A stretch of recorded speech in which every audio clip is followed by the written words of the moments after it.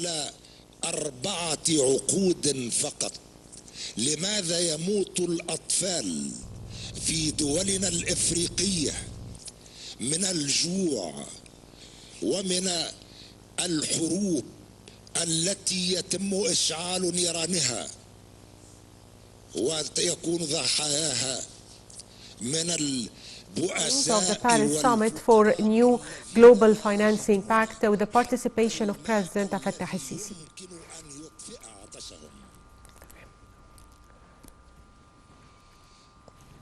أود أيضا أن أتحدث بصراحة، لأن لا يمكن أن نبني من جديد إلا إذا صارحنا أنفسنا وواجهنا الواقعة بكل مسؤولية.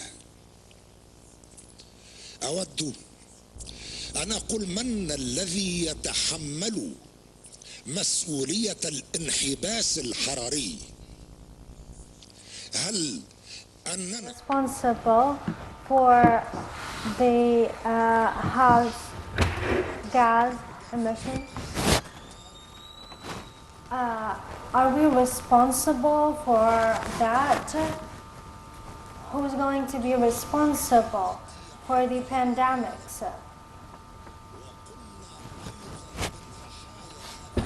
And we were the victims of this pandemic from COVID. And do you know how it was, how the SDR was expanded? And what Africans and the humanity between South, West and East has gained from that, roughly a third. We have lots of examples of the pandemics that we are not responsible for at all. From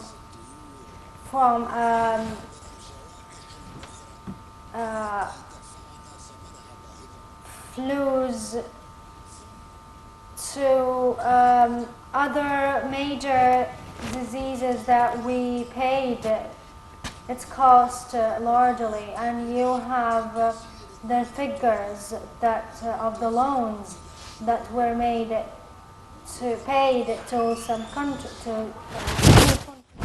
couldn't go to people and didn't achieve anything.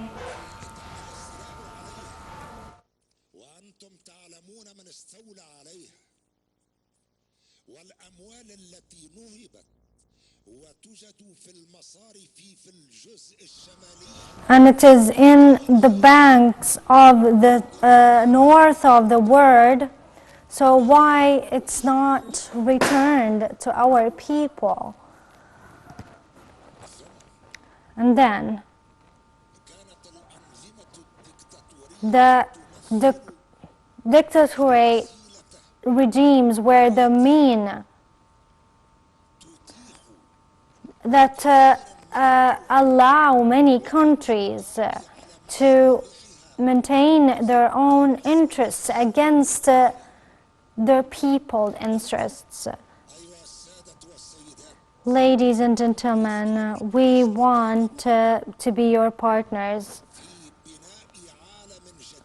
in building a new world to benefit that benefits the whole humanity. And if the world today lives a crisis, so it cannot be solved but having just and fair bases, and these bases inside and in countries and societies, but also equity and justice, we have to apply them internationally. So we have to work for implementing the high standards that we have in common: justice, freedom, building a new world system, because maintaining this system that لن يتقدم بنا إلى الأمام is now, we're now fed up with, so it will not move us well forward. And we have many victims of this global system that can be rebuilt again on our interests and our tragedies and our blood. We want a new world, a world based on looking to humanity with all all is the same. African, European, American are all have one race. All of them are humans, so we need to treat or deal with them from this spirit. And it's not difficult for us to reach outcomes that all humanity are dreaming of. And thank you for listening to me. Merci beaucoup, Monsieur Président Saïed. Je pense que vous avez aussi été très clair, je dirais, et je pense que vous avez bien expliqué qu'il y a un nouveau monde qui est en train de se construire. Vous avez dit il faut tout changer. Moi, j'espère bien que vous êtes bien d'accord avec moi que le nouveau monde doit préserver tout ce qui est bon et qu'on a eu depuis la fin de la Deuxième Guerre mondiale. Par exemple, essayer de trouver des solutions sur la base de la discussion, soutenir la paix, la coopération, la solidarité, et créer et renforcer un réseau de solidarité et de soutien financier global. Je pense qu'il y a pas mal de choses qui ont bien marché et je pense que ça me permet de passer directement à Madame Georgieva. Who, I mean, this is the perfect cue, I think, for you, Kristalina, because we've just heard we need to change many things, we need to improve many things. Today, we had the good news coming from you that we have reached the targets for the recycling, if I may call it that way, of special drawing rights, a point that Mr. Sayed has spoken of and has flagged the need to reflect upon. I think you have also been pushing a lot for the global sovereign debt roundtable, an issue that has been brought up by the President of Chad. And so what is the role of the IMF and the World Bank in this brave new world which is in the making as we speak? Thank you very much, Nadia. I'm very pleased, together with you, to join this group of distinguished men and bring a little bit of color. My deepest gratitude to everybody who has spoken. I do believe that we are faced with a rapidly changing world, with many challenges, with dramatic transformation. Just think of what artificial intelligence presents as an opportunity, but also as risk unless we work together to utilize it. I was speaking earlier that if you look back to the time the two institutions were established, what a different world it is today. The population of our planet has increased more than 3 times. So we were 2.5 billion, now we are 8 billion people. The number of countries at the time of the end of the Second World War, there were only 99 independent countries. Only 44 of them were at the Bretton Woods. By the way, there were many developing countries at the Bretton Woods as well. Today we are over 200 independent countries. The world economy increased more than 10 times measured by GDP. It was less, around $8 trillion then, now it is 100 trillion plus. So if you take this, you might say, well, this is a richer world. Per capita income has tripled. But where is the problem? I said it to the audience before, I would repeat it. The problem is in the averages. You can put your head in the refrigerator, your feet in the oven, your temperature would be average, but you will be dead. Averages hide inequalities.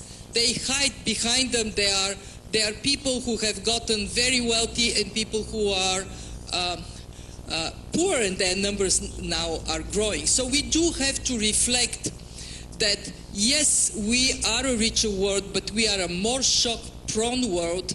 And unfortunately, we are now, as a multipolar world, also a more divided world.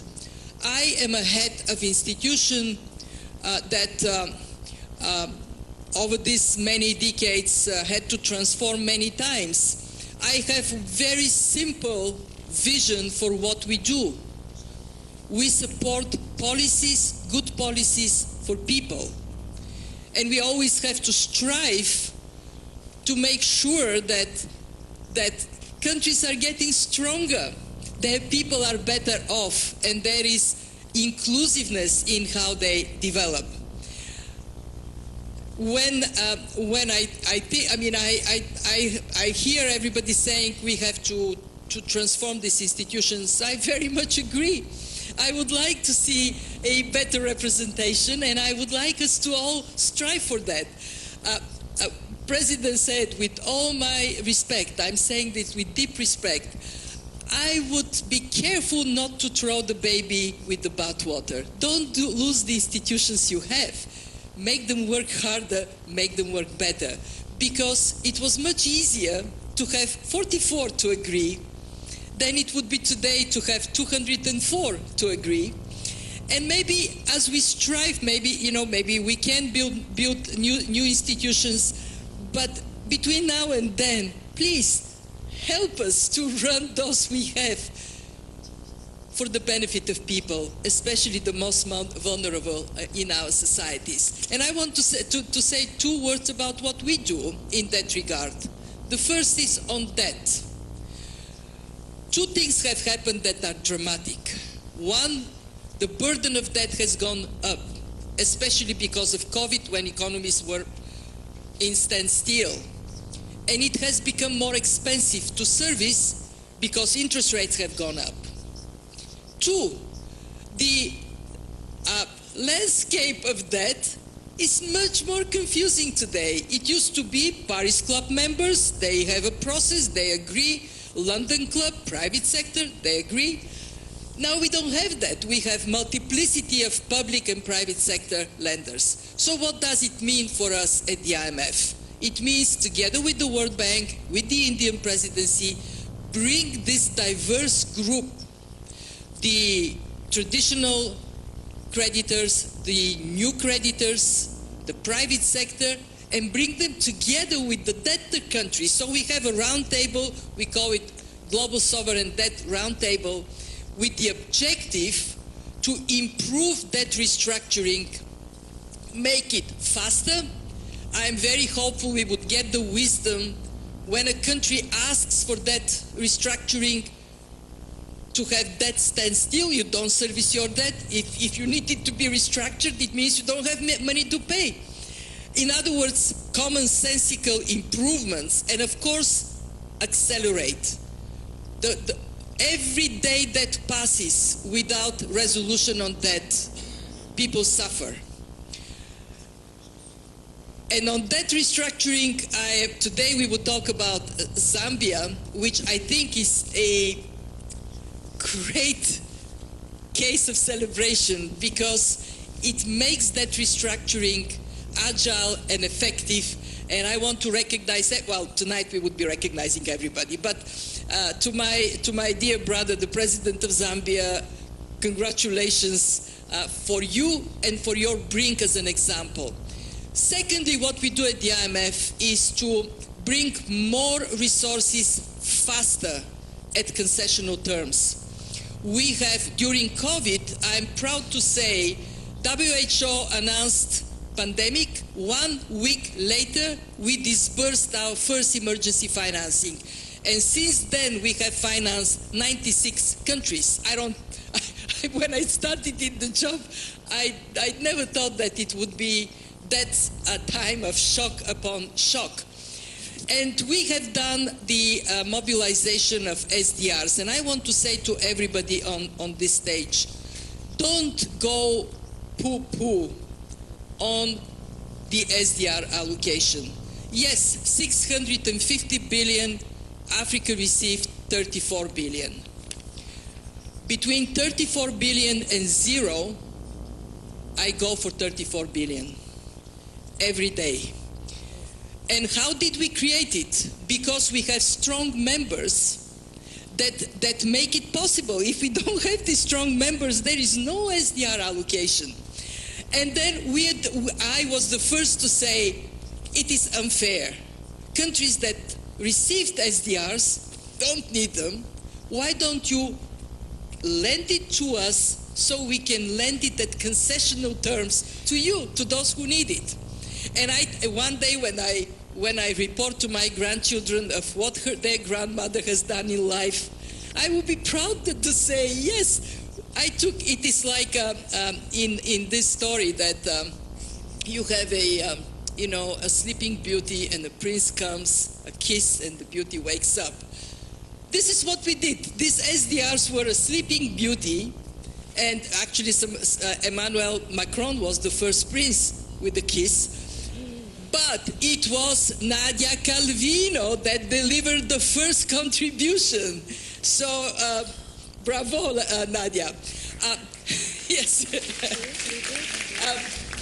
And now we have, this is my announcement, we have reached 100 billion on lending of SDRs. That was our target from 21.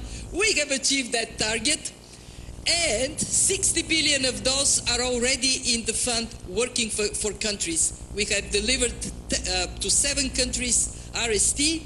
We have delivered PRGT to 56 countries, 56 low-income countries globally. We are now working with my brother of the African Development Bank to make it possible for regional development banks to use SDRs as hybrid capital. What is my message? Stretch, do the best you can. And of course, work on making the world a better place for everybody. Thank you, Nadia. Thank you very much, Kristalina, for having been so creative, to try to find new ways to address new problems and trying to improve and build on the multilateral system that has served the world for the last decades. And your presentation brings a perfect cue to President Guirente's intervention. I was struck by the fact that your country was one of the first users of these IMF Resilience and Sustainability Trust program. Your experience is useful from many points of view, and there's already been this discussion about SDR allocation, SDR reallocation. That's going to be obviously one of the building blocks of any possible agreement and a way forward. So the floor is yours, Eduardo. Thank you so much, moderator. Thank you. I think we need to recognize that, that there was a progress made. There's a good progress. A few years ago, this kind of discussion wouldn't happen because what we used to discuss was if the climate change was real or not. So now I think we should be happy that at least the debate we're having now is about how do we handle it, but at least we are all on the same page that the climate change is a reality now. And that's visible from what we have been suffering from in Africa, either drought or landslide or, So now there's no discussion about that. We are on the same page that the climate change is real. And now what we need to do is how do we go about it? How do we fight the effects from that climate change? But also on that aspect also, I think we're in agreement, we know what to do. And we shouldn't be using a lot of time to discuss again the solution, because we know solutions now. How do we implement them? and we need to implement them timely, to take right decisions, and also to take timely decision to make sure that we do that as soon as possible. So now, you are asking me our experience in working with the IMF. I want first to congratulate and thank the IMF leadership, Kristalina and her team. We had a very good work together in terms of financing, in terms of climate change-related effects. We have been working with them. It was like our Minister of Finance, our Minister of Environment have been working with the team of IMF, like we are really the same team. And we reached the agreement where we got some financing, and the commitment is almost 300 million, but we got the first part of it, which is almost 94 million a few weeks ago. Christiana is there in this knows, and we are very thankful for that. But our experience, of course, that program has been there for a few weeks, almost 6 months now. But our experience is this one. I want to be long. I want just to say a few things to share with you. Is that you can't fight climate change alone. Individually, you need to have partnership. That's the first thing. We need to have partnership, because what's different from other programs that you can do on your own as a country, but in terms of climate-related effect, if you do things on your own, it doesn't going to have an impact. So we need to go together to make sure we have an impact on what to do from what we are doing. So partnerships are very important. The second thing is, of course, getting enough financing. What we have done with the IMF was, let's call it a seed capital to try to call for other financing, because climate change effect is a huge, so we need more financing. The third thing is that it can't be only public sector. You need to involve the private sector. Now, what we have been doing with IMF and other international institutions, including African Development Bank, World Bank, and other partners, is to see how we can involve the private sector in this fight. So this is how Rwanda and the government have created now what we call Ireme Invest, which is going to be a fund to help private sector to jump in and be part of that process. So I don't want to take a lot of time, because everything has been said. So I want just to mention those three key things in fighting climate change related effect. Thank you so much. Thank you very much, and thanks, because you have made 2 or 3 very important points. First, when you say climate change is real, and is very real, you know, these kind of events are extremely helpful to fight those that are actually still denying the reality of climate change, or taking an ostrich approach, you know, saying, well, this is not my business, you know, not in my lifetime. So I think it's very important to remind us of this reality that you're feeling, you know, on a daily basis, and the importance of partnership. We're all in the same boat, and we need public and private cooperation, because the mobilization of public investment is only one small share of the total investment that needs to be mobilized to address and to achieve this global public good, which is fighting climate change and ensuring a more sustainable development. Now, we were supposed to split the session in 2 parts, but since the discussion has got so hot, I think that we're going to wrap up with the presentation of and the remarks of President Adesina, which I think, I mean, the ball is really on your court to say SDRs, some would want more, some would want a different distribution, but that's already a very good piece of news. That's what Kristalina said, and I wholeheartedly agree. But this is not only an IMF business. We need to ensure that all multilateral development banks can also play a role in channeling these special drawing rights, so that they really get where they're most needed, and that they support change on the ground.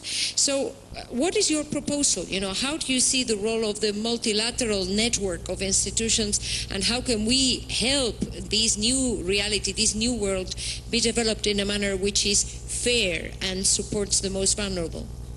No, thank you very much, and it's such a great pleasure to be with Your Excellencies, my sister Kristalina here. I think what this panel just shows you is that if we're going to solve the problems we face today, we need great political support for the reforms that are going to be needed. Kristalina was talking a lot about those reforms. We also need financial institutions, and we need the global financial architecture to work much better, all the way from the IMF dealing with global macro and fiscal stability, but the multilateral development banks that have the knowledge, the skills, the experience, and the instruments to drive things of investment in water, sanitation, health, education, agriculture, energy, and all of that. So how we work as a system becomes very, very important. But I'll make 3 points, and I have a session I have to stop myself out of time, but I just want to make 3 sets of points. One is that in the whole issue of the debt treatment and the debt resolution, you know, sometimes I feel it's like a patient that goes to a doctor, and the doctor keeps saying, come back tomorrow, keep making it more complicated. And so by the time the patient eventually are supposed to be treated, the patient is dead. And so that it becomes almost like a post-mortem kind of a thing. So if you take the case of Africa, like in the 90s, when it was such a protracted process, it was not transparent, and it didn't really, we had what you call a lost Africa decade in that period. Now, listening to the heads of state today, and also from Sri Lanka, and the common framework that we are talking about, it's a great thing to have the common framework, and we all support that common framework. But again, Chad is the only one that's been done, and Kristalina was talking about the one for Zambia and so on. But let's face the fact, it's way too slow, and it treats only a small number of countries, few countries. We need to have it at scale. We have a situation where we have African countries, almost 21 countries at high risk of distress or in debt distress. So we do have to make it work faster, work at scale, very, very important. Now, Kristalina mentioned a point what I thought very important is the multiplicity of the actors, the creditors that we have today. You know, like in 2000, Africa's debt, 52% of it was held by the bilateral creditors. Today is 25%. In 2000, we only had maybe 17% of the total debt held by the commercial creditors. Today is 43%. So that landscape has changed tremendously. So the amount of people you have to have around the table, to reach agreements is getting more complicated. But even, Kristalina, even among the bilaterals, you have the Paris Club bilaterals, you have the non-Paris Club bilaterals, and how to actually reach convergence, it's always an issue. So I think we do need to have a more coordinated approach. I commend all the efforts going into in the G20 Common Framework and your support for that. But I do think we need to make sure that we improve the speed at which this gets done. The other point I want to make is sometimes President of Chad was talking about the issue which has to do, in my view, with the natural resource-backed loans. I am not a fan of natural resource-backed loans at all in Africa because they are not transparent. In most cases, a lot of corruption, and it makes the debt negotiation in terms of treatment very, very complicated for countries. We have about almost $60 billion of debt that is backed by oil, by gas, by metals, and blue economy. I think we should end all types of natural resource-backed loans. They're not in the interest of those countries. So we should not do anything like that. Then the other thing I want to say, just to close, because we have little time, is to just applaud my sister, Kristalina, because let's not forget when Kristalina, Secretary Yellen, made the big push, we were facing the dark alley with COVID. And that big push of SDR reallocation was a massive game changer. So that was $650 billion. Africa got $33 billion, which helped many African countries, no doubt, to deal with fiscal challenges that they were facing. I think what we are now talking about is we have several more challenges. We have COVID. It's like when it rains, it just pours, right? We have COVID. We have climate.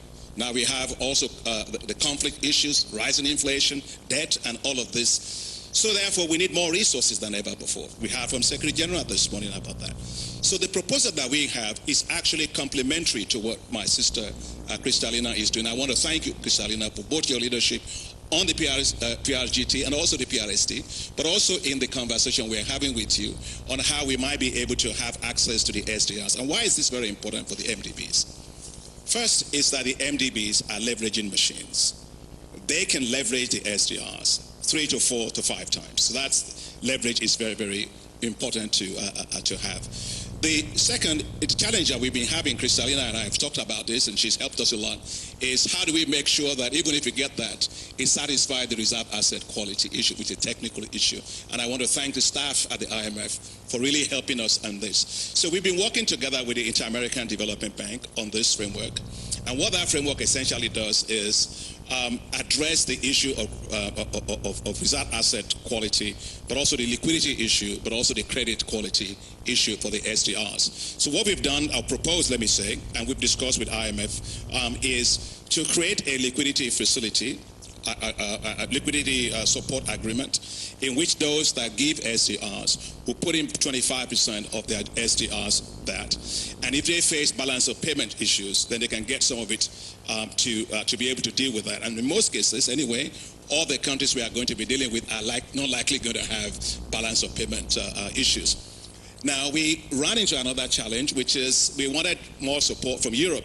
And of course, the European Central Bank has its restriction in terms of monetary policy outside of the EU. So what we think this model does is it also sets up a liquidity guarantee facility that if that pot is not able to pay back for those that are asking for the SDRs, some other donors actually just simply guarantee a standby guarantee that can be called that will meet all the allocation that is needed. So we've been talking to IMF. IMF has been extremely supportive of us in this. Your staff have done a fantastic job on this. We continue to work on it. I just want to make this point. Today, thanks to SDRs, if we were to get, for example, $200 billion, just think of it, allocation to MDBs, that could easily become $1 trillion because of the leveraging factor that we have as a hybrid capital to use that to be able to do that. That's the key.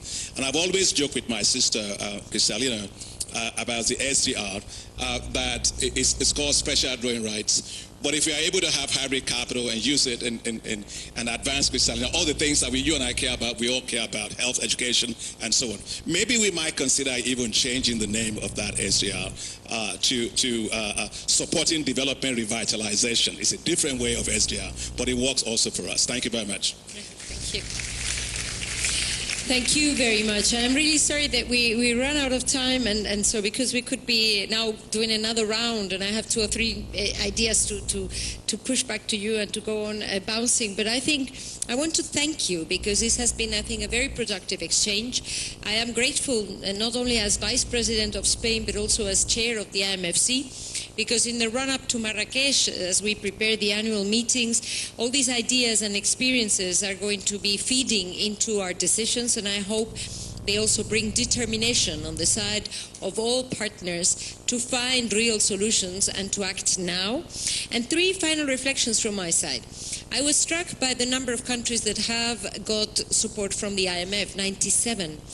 I think that the Bretton Woods institutions may not be perfect, but if they didn't exist, we would have to invent them now and build them now. So I am really grateful that we do have them and that we have a basis on which to improve, to modernize, and to find new solutions to new challenges. My second thought is indeed that these are global challenges, and addressing them is going to bring public goods. We're all interested in fighting climate change together.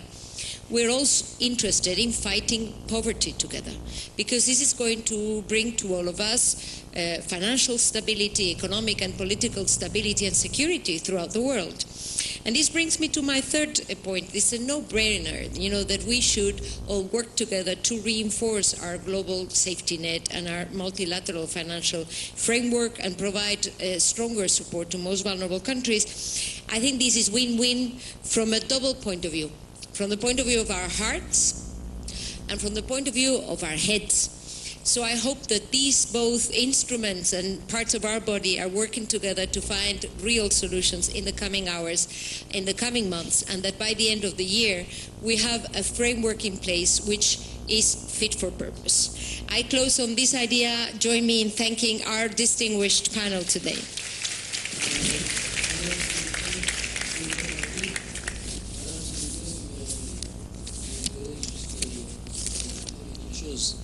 Si vous permettez,